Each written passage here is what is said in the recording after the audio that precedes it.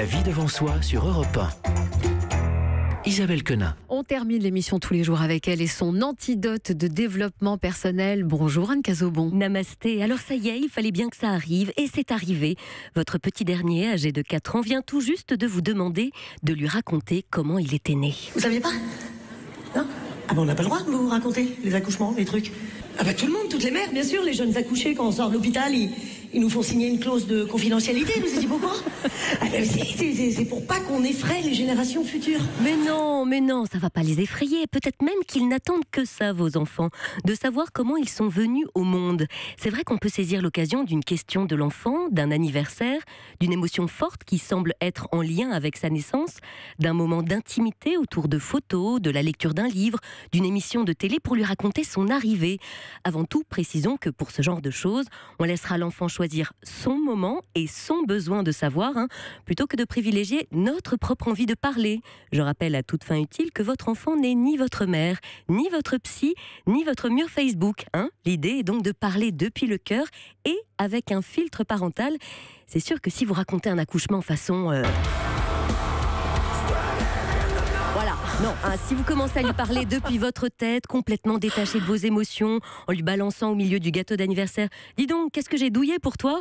ou en pointant une cicatrice de césarienne en disant « Tu vois, c'est de ta faute si maman ne peut plus mettre de bikini et se voit contrainte de porter des une pièce gainant maintenant. Vous ne ferez qu'ouvrir ce petit compte épargne thérapie qui flotte là, juste au-dessus de sa tête, déjà bien avant l'heure. » Non, en éducation bienveillante, l'idée est de renforcer la sécurité intérieure de votre enfant pour qu'il inscrive dans son cœur, qu'il intègre profondément, qu'il a été attendu, accueilli et aimé. Parce que raconter l'histoire de sa naissance fait partie de ce processus de reconnaissance.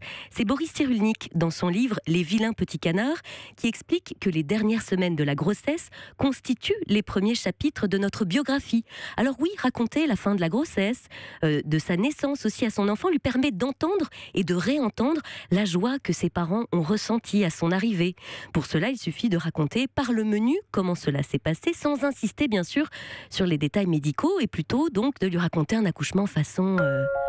Voilà, vous pourriez par exemple lui raconter que vous êtes parti à la maternité dans la nuit, que vous aviez un peu peur, mais que vous aviez tellement hâte de le rencontrer, que vous étiez rempli de joie, que papy et mamie sont venus le voir aussi.